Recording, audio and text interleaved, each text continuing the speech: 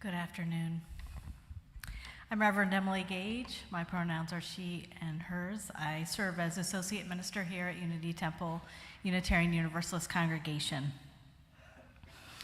Diane Ackerman once wrote, "I don't want to get to the end of my life and find that I have just lived the length of it. I want to have lived the width of it as well." We are here this afternoon to celebrate the life and mourn the loss of Cynthia Weinand. Cynthia was born at West Suburban Hospital in Oak Park on October 31st, 1935. She died peacefully at the age of 90 on November 12th, 2025. She was at home with family and friends, as always, a loving presence for so many around her. Over her lifetime, Cynthia was so many things to so many people: a daughter, a sister, a friend, a classmate, an active community member, a mom, a grandmother, to name just a few roles. She was somebody who, as in the Diane Ackerman quote, didn't just live the length of her life, she lived the width of it as well. She was relentlessly curious, always reading and learning. She was committed to making the world a better place. She was courageous, not settling for the status quo, and she loved her people fully and abundantly. She got the most out of the days that she was given. Her son, Tim, wanted to share some words with you.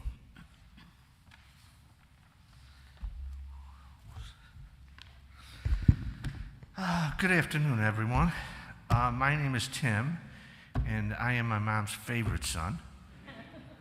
On behalf of the Weinand family, I want to thank you all for being here today to honor and remember my mom.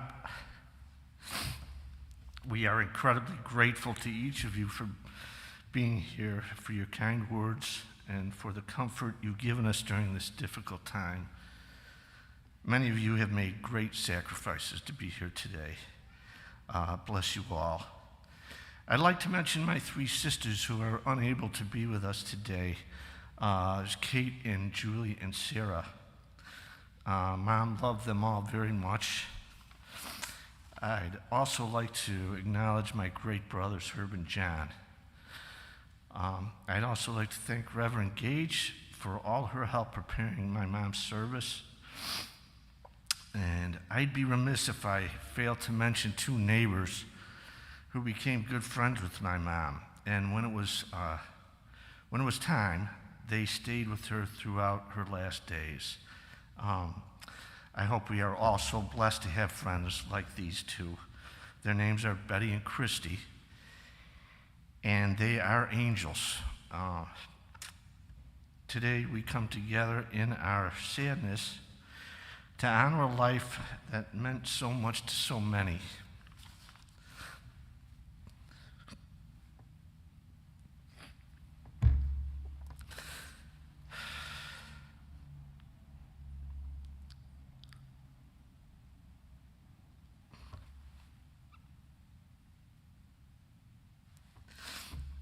One of my favorite memories of my mom is talking about and watching the Bears. She was 5'2", 120 pounds, but she knew her football. And I did a lot of coaching. I wasn't very good, but I coached a lot of football. And she knew a lot more than I did, and she would point that out whenever I would share an opinion with her. And I just give anything, almost anything, to watch the Bears beat the Packers with her tonight. She hated the Packers. Merrick, she hated them. Anyways, today we will hear from several speakers who will share reflections and memories. Thank you once again for being here today. To have the Flannerys and the Sullivans and gee whiz, we could start a mass here. It's like an Irish Catholic. It's an Irish Catholic, but it's just really great to have you guys here, and I'm just so proud of my children because I feel like they really love and respect their mother the way I would hope they would. They really they know what a blessing she is. So I just wanted to say that, and to have you here means a lot. So your presence means more than words can express, and it's a reminder of the love and support that surrounds the Weinand family. Let's celebrate my mom today. I miss her so much.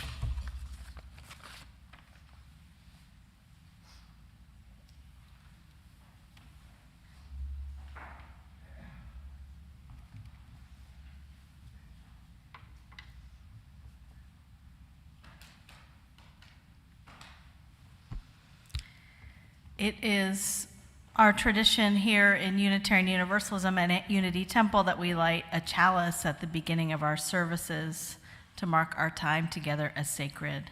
And we light our chalice this afternoon in honor of the gift of Cynthia Weinand's life, for all of the stories and memories and love we shared and will continue to be with us in all of our days to come.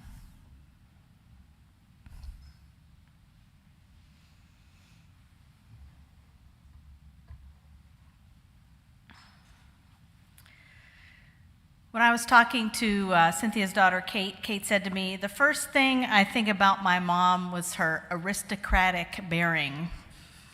And this totally resonated with me. My mind's eye picture of Cynthia is extremely elegant. And in fact, she comes to that through her family. She was descended from the Mills family on one side, the Mills of Mills Park and Pleasant Home. Just a few blocks from here, she's related to the real-life Downton Abbey family in Highclere Castle. She grew up with a nanny and a chauffeur and a cook. This gives you just a glimpse of the family history from whence she came. As Kate said, there was something about that and how she carried herself and how she appeared in the world. And Cynthia did not take that privilege for granted, nor did she use it as a shield. She often said, noblesse oblige, that is to say, to those who have much, much is expected. And that right there is how Cynthia lived her life. The second word that Kate said came to mind when talking about her mom was this: radical. She had a natural and inborn moral imperative, and she passed that on to her children.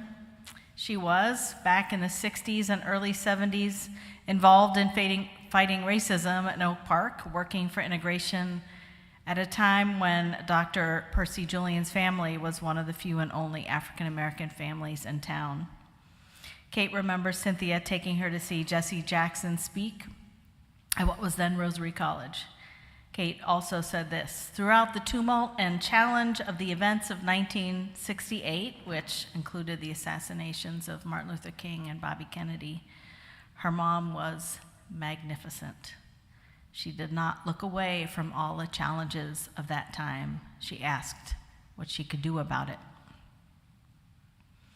So Cynthia grew up here in Oak Park and at the Catholic Church and at the River Forest Tennis Club, and went to Smith for college.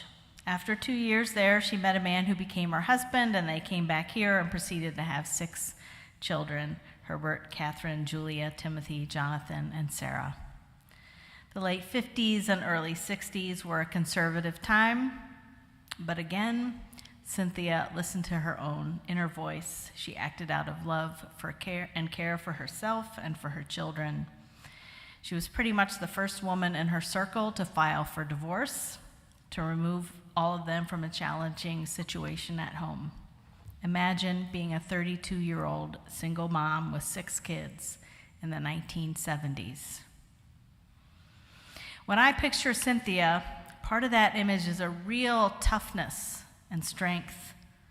Not something that was hardened to the world, but something that helped her meet the challenges of the world. Cynthia worked, of course, to help support the family, and also she finished her college degree at Rosary College. I mentioned that Cynthia had an insatiable curiosity. She read all the things, and I mean all the things, and thus she knew a lot of things, and she loved to share that learning and encourage that learning in those around her. Kate remembered walking down Michigan Avenue with her and Cynthia pointing out all the different architectural styles and features around her. She knew a lot, and she was happy to discuss and debate with you. She loved a good conversation, and she wasn't afraid to be challenged. She would challenge you right back. Cynthia loved traveling, both near and far. When the kids were in high school, she would take her giant beach bag and hop on the L and spend the day at Lake Michigan. She traveled to Europe and traveled around there. She went on safari. I'm sure the list is much, much longer. Cynthia had grown up Catholic and found this congregation here when she was an adult. She joined Unity Temple on June 10th, 1983, and her daughter remembers traveling back home to Oak Park to attend her membership ceremony. It was a big deal to her. I wasn't here all that long ago, not since 1983, but I have been here for a while, and I have plenty of great memories of laughing with Cynthia and also great conversations. I know others do too. She was so much fun to talk to. She stayed engaged with the congregational community even when she was unable to be here in person. I have a long set of emails of her responding to my written reflections that went out to the congregation, even if it was just a cool. That feels appropriate since I definitely thought of her as being pretty darn cool. Also, have I mentioned how funny she was? She was hilarious. Probably everyone who knew her laughed with her. And I'm not talking about just chuckles, not just deep laughing, but also sometimes the kind of laughing that took hold of you until you peed your pants kind of laughing. I would venture to say that certainly in Cynthia's case, a good sense of humor was key to the long and full and wonderful life that she had. Cynthia was the kind of person who you can hardly think about without thinking about the vast web of love that she nurtured and grew around and with her. She was terrific at cultivating relationships. She had many, many friends and groups that she was part of. She adored her children and grandchildren. She supported so many causes and agencies that she deeply believed in. She knitted scores and scores of tiny knitted hats for premature infants. The world was a better place for her having been in it, and we are better for having known and loved her. Kate told me that every Christmas Eve, all of them would gather around her mom, and Cynthia would pull out her well-worn and ancient copy of Wind in the Willows, and she would read aloud the chapter called Dulce Domum, which means Home, Sweet Home. It's a whole chapter about finding home and being cozy with warmth and good company and food and love. I can't think of a better illustration of what Cynthia created for others in this life. What a gift.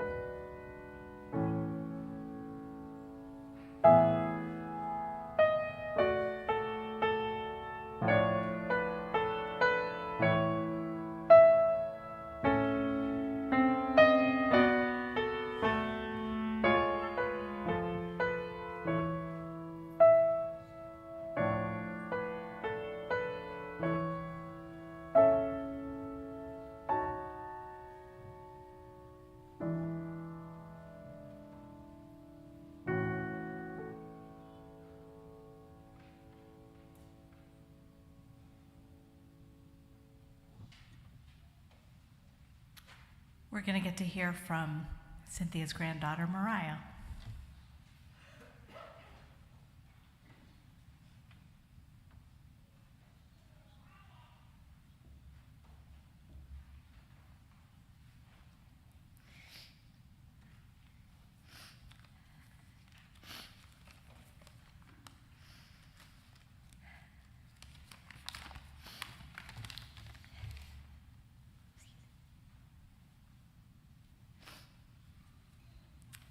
Good afternoon.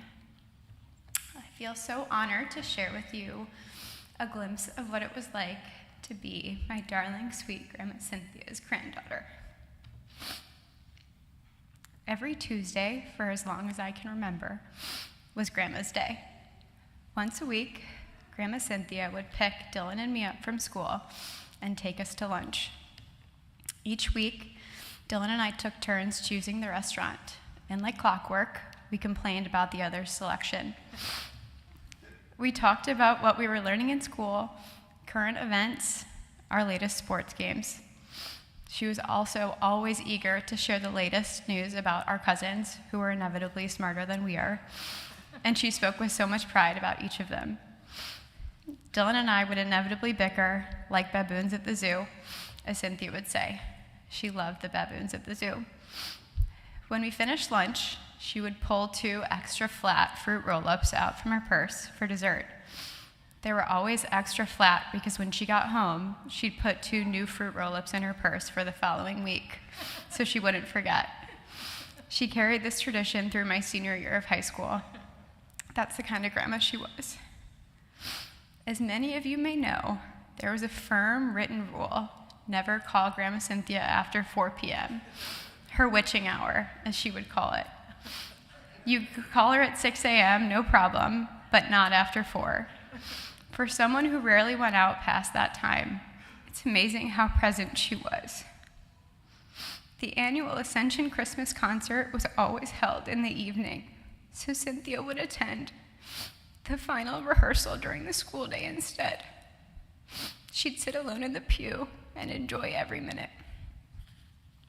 Any extracurricular activity we had on the weekends, she was there, and she was there 30 minutes early. Basketball, volleyball, football games in the rain, freezing spring softball games, she was there.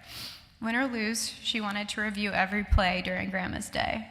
She'd kindly remind me how I couldn't catch up with Caroline Kelty on the court. She'd say, "You're good, Mariah Rose, but that Caroline Kelty is something else." As if I and everyone else didn't already know she was the best basketball player in the league. My senior year, the Wednesday Journal read an article about the upcoming softball season that featured what was quite possibly the most unflattering photo ever taken of me. Cynthia cut it out and proudly displayed it on her fridge, stating that it kept me humble. Grandma's Day looked different in high school as schedules changed. Some semesters our lunches were one-on-one, and by my senior year it was just the 2 of us. I had my learner's permit, and she'd let me drive to and from school to get my hours in. Every single time, she'd remind me that she'd never been in an accident. Every time, I'd grumble, "Grandma, you tell me this every week." And she'd say, "Well, Mariah Rose, that's another week I haven't gotten in an accident, Missy." At the time, I didn't realize how rare it was to have a grandma who picked you up for lunch once a week for your entire schooling. Words can't express how grateful I am for every lunch that we had together. Over the years, our conversations grew deeper, and I learned more about Cynthia's life. She was so tough, incredibly smart, resilient, and gracious. She always gave people the benefit of the doubt and never assumed the worst. She never took things too personally or too seriously, and she always told the truth. One of my favorite things about Cynthia was her honesty and authenticity. Cynthia was also the funniest person I've ever known. After I left for college, our visits often included lunch, a Benny's run, and a game of chess. For anyone who played chess with Cynthia, you know to clear your schedule. She took forever to make a move. One day, I finally said, "Grandma, just pick a move. You're taking forever." Without missing a beat, she replied, "That is because I am an intellectual and you are a normal person." I wish I could play chess with her again. During my last visit with Cynthia, she was small and frail, yet very much still herself. She was moving slowly, and I told her to take her time. She stopped, looked at me, and said, "Mariah Rose, I hate when people tell me to take my time." I replied, "Okay, let's go, lady, you're taking forever." And we laughed. I'll miss her text messages, something awful, and the way she created her own emojis on a flip phone. I'll miss her selfies and 4-minute voicemails. I'll miss drinking Orange Crush at the yellow table. I'll miss our beignets run and chess games. I'll miss her email birthday cards featuring Minions and Baby Yoda, both of which she loved so much. She loved the little things. I'll miss her candor and her genuine care. I'll miss her honesty and humor. I miss her every day, and I am so grateful for the time and love that she gave to me. My darling, sweet Grandma Cynthia, I love you so much, and I will always carry you with me. Thank you for everything you are.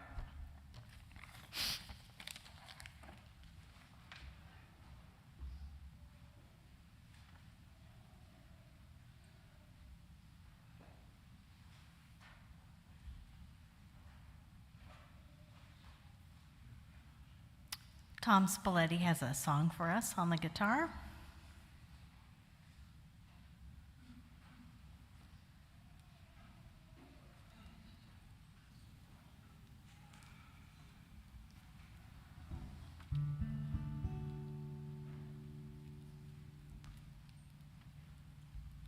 Cynthia's son, Herb, asked me to do a song before he spoke. And I chose one that I believe is a song of hope, and it's called Seeds of Tomorrow.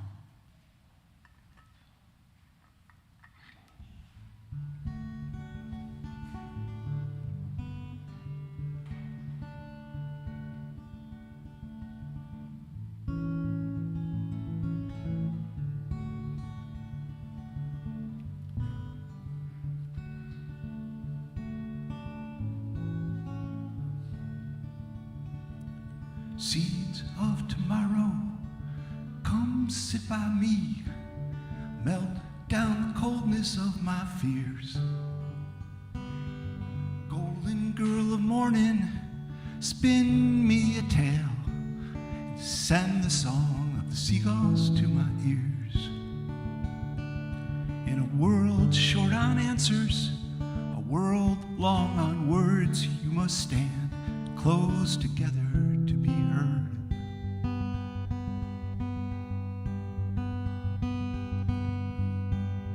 Children of springtime, hold your lantern high. Neon dusty patterns, roads and rhymes. Fill your lungs with the north wind, your eyes with the sky, and let your song ring through the sands of time. Short on answers, a world long on words, you must stand close together to be heard. In a world short on answers, a world long on words, you must stand close together to be heard.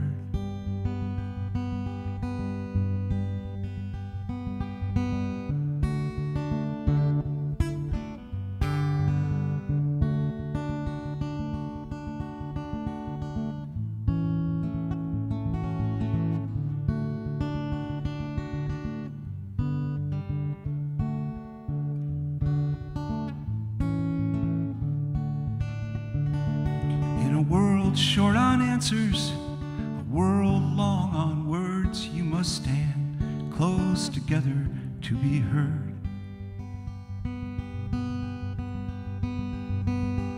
Seeds of tomorrow, blowing down a rocky road, may your tears and laughter overflow. May the sun find your faces, the wind fill your sails, and may you find the will and way to grow. In a world short on answers, a world long on words, you must stand close together to be heard. In a world short on answers, a world long on words, we must stand close together to be heard.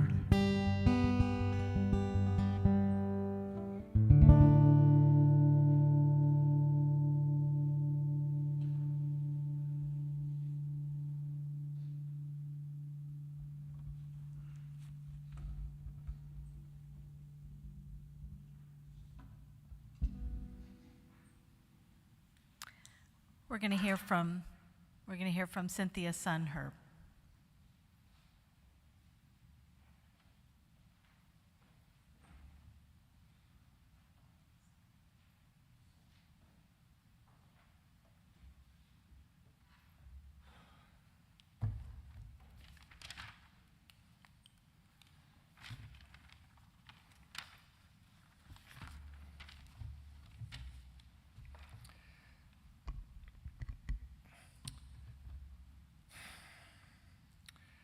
Boy, oh boy, did we have a lot of fun.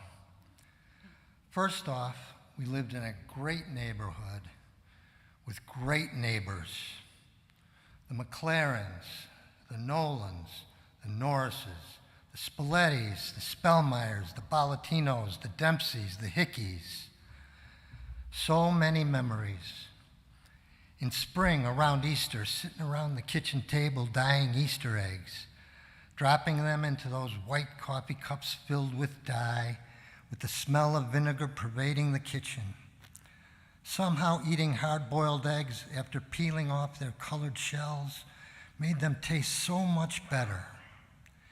In summer, there was the popsicle boy and the good humor man, swimming at Ridgeland Commons, baseball diamonds in the dusty sun of hot mornings in July. Walking to the drugstore for fudgesicles, creamsicles, and Eskimo pies, glass bottles of orange and grape soda pop, freezing cold from the machine at the Dino Sinclair gas station on the corner of Chicago and Ridgeland. And imagine, in those days it only cost a dime. In the fall, there was raking leaves into bushel baskets to make piles in the streets. Halloween, the Halloween parade, trick-or-treats. But of all the seasons of our days, was winter best? Ice skaters in the dusk, carving their strange runes in the rose-colored ice. Breath ghosts in the ruins of snowmen at day's dim end. The pure stars and all of the wishes that were made upon them still unborn.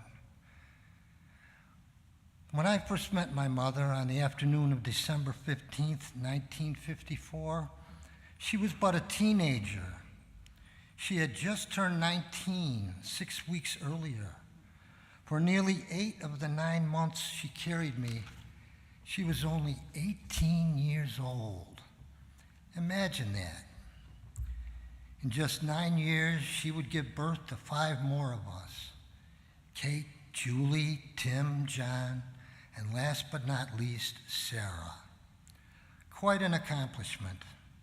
Think of all that laundry, all that cooking, all those doctor's appointments, all that shopping and house cleaning day after day, month after month, year after year.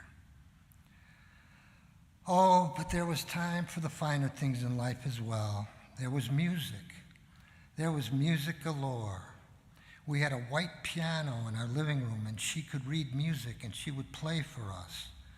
Songs from South Pacific, Carousel, Camelot, all of the Rodgers and Hammerstein musicals. I remember her buying the sheet music for the song Yesterday by the Beatles. She loved the Beatles, and she loved Frank Sinatra, and we had Benny Goodman records and Harry Belafonte and Andy Williams. She loved to read, and her house was full of books. Among her favorite writers were Charles Dickens, Tolstoy, Dostoevsky, William Faulkner, and the poets T.S. Eliot and Robert Frost. So, in spite of having to raise 6 children, she was able to enjoy a rich intellectual life, and it rubbed off on all of us. She would read to us wonderful stories from Winnie the Pooh and The Wind in the Willows, Dr. Dolittle, and Dr. Seuss. Of course, in all authentic relationships, we had our conflicts. Our contrasting personalities often created friction. Her cynicism rubbed me the wrong way, while my perennial idealism made me appear to her as foolishly naive. We argued about the afterlife and the existence of God. I remember her saying to me, "After I die, I don't want to exist." After which I snapped back, "You won't have a choice in the matter." But after raising a family and decades of watching her wonderful grandchildren grow up, she became more and more reclusive. Whenever I'd visit, we'd engage in conversations concerning the joys of solitude and the values of inner peace and quiet reflection. I have one of our last conversations on my cell phone, on text. She was reading the Bhagavad Gita and exploring matters both spiritual and philosophical. I'd like to share parts of this with you. Cynthia: "Hi, Herb. You'll be glad to know I'm revisiting the Gita.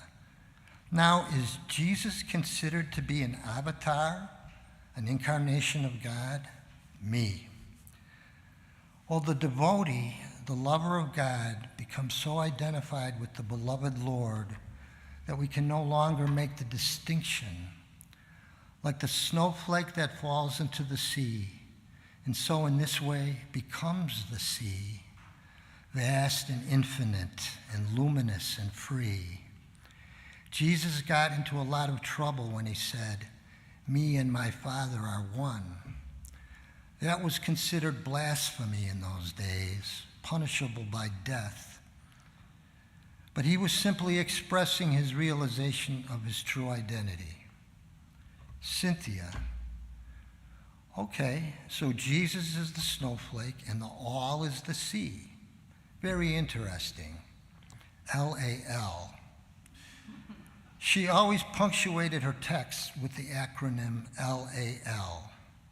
At first, I couldn't understand what LAL stood for.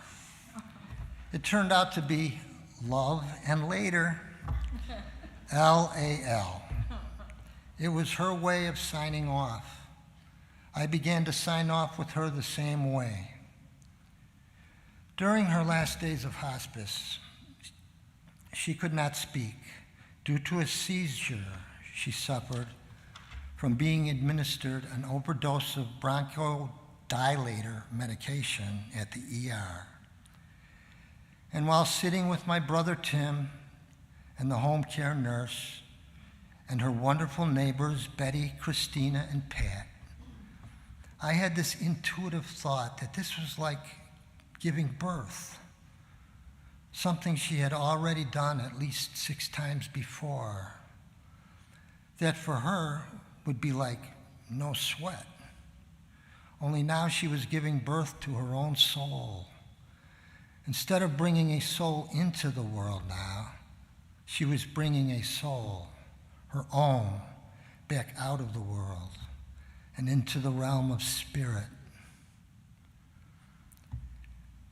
The afternoon she died was a mild day in November 12th. Ruth came by and we had been sitting on the back porch eating Chinese takeaway. I was watching the sun descend toward the tops of the trees. Little did I know that within the hour, my mother's life in this world would be over. Betty and Christina came and told me it was happening and brought me to her side. And I held her hand and we looked into each other's eyes. She was taking her last breaths and she couldn't speak. Betty was coaxing her on. "Go ahead," she said. "Your suffering is over. We'll be fine. You go on ahead now." The nurse was saying, Go to heaven. And in this spirit, I said to her, and these would be my last words to her, the last words in this life she would ever hear. Remember, Mom, like what we talked about. It's the drop of water. It's the drop of water returning to the sea. She looked totally relaxed, totally at peace. There came one more breath, then it was over. I asked Betty what time it was. 3:19. So it was then, at exactly 3:19 p.m., November 12th, 2025, that my mother took her last breath. I set down her hand and let it go. It all seemed so natural. The nurse was crying and we all hugged each other. It had been quite a 4 days that we all had shared together. I needed to be alone, so I went out for a walk into the late, mild autumn afternoon. Other summers will come to pass. Old men spit and squint in the sun. Smoke-colored flocks of geese cut through the dusk. New lovers meet against baffling odds. But that time, however brief, belonged to us. We who seek the sad and funny secrets of the heart. What next? I wondered, as darkness fell and the wind shook the leaves from those aging trees, weary from the burden of all that beauty, all of those summers of green despair, relieved at last by the cold, stark promise of approaching winter. So long, Ma. It was nice knowing you. Thank you for being our mother. I'll be seeing you again, and be assured I'm looking forward to it. Until then, fare thee well. Sayonara, arrivederci, adios, amiga, L.A.L. Love and later, L.A.L.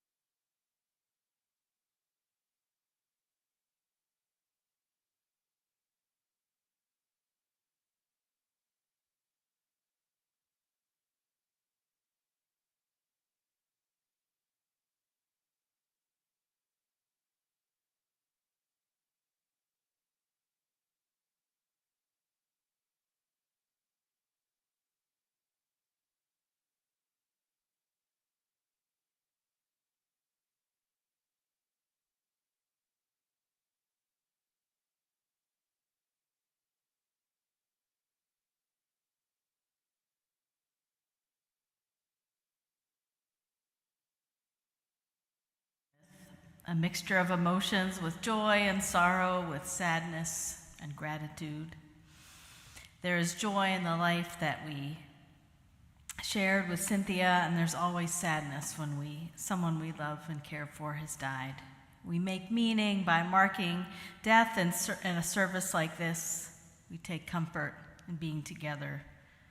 In times of loss, we need one another in empathy and consolation, in courage and wisdom to share our stories and sadness and gratitude. In times like these, I always think of the words of Khalil Gibran. When you are joyous, look deep in your heart, and you shall find it is only that which has given you sorrow that is giving you joy. When you are sorrowful, look again in your heart, and you shall see that in truth you are weeping for that which has been your delight. Thank you, Cynthia, for being a delight in each of our lives. Let us unite our hearts and minds in the spirit of prayer and meditation. Spirit of life and love, the spirit of Cynthia that filled our lives with love and delight has become one with your eternity. Grant to us a sense of continuing compassion and meaning in which all is understood and made whole. May the love in our hearts join us together in richer ways than before, and in time lead us to the peace that passes understanding. Now may we pause in collective silence to reflect upon the life of Cynthia Weinand, to offer our own prayer, and to give thanks for the way that Cynthia's life touched our own.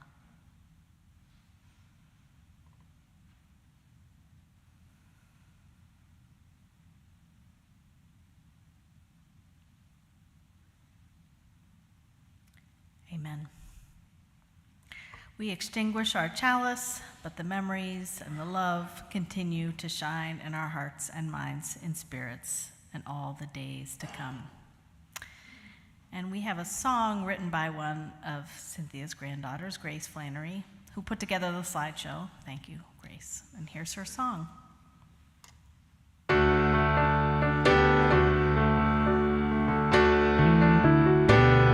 You saw me walking the twisted highway. When you looked my way, I was alone. You had me thinking that I'd stop sinking. You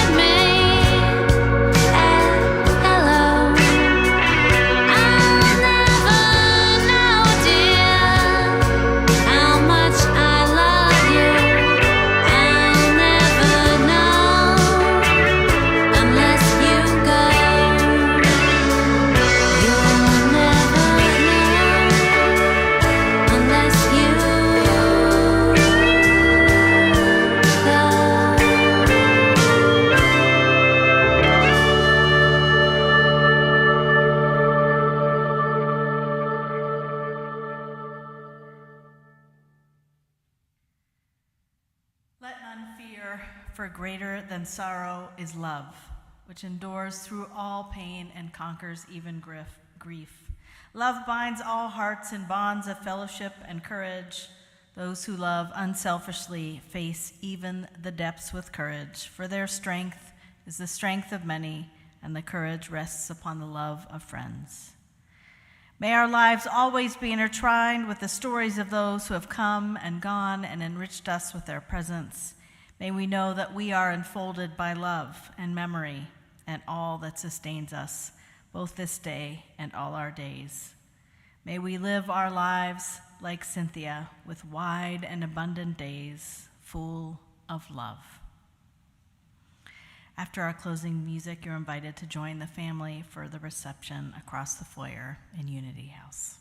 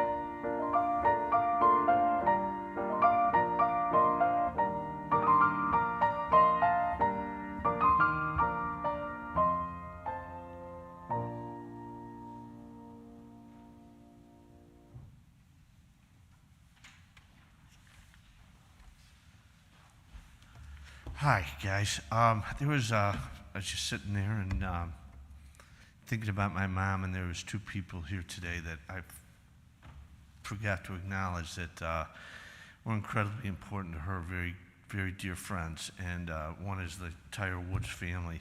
For me to miss that, she'd be haunting me forever if I forgot about that. And the other is Kathy Flannery, who, like a mom to me. We love you, Kath. We love you, Aunt Martha.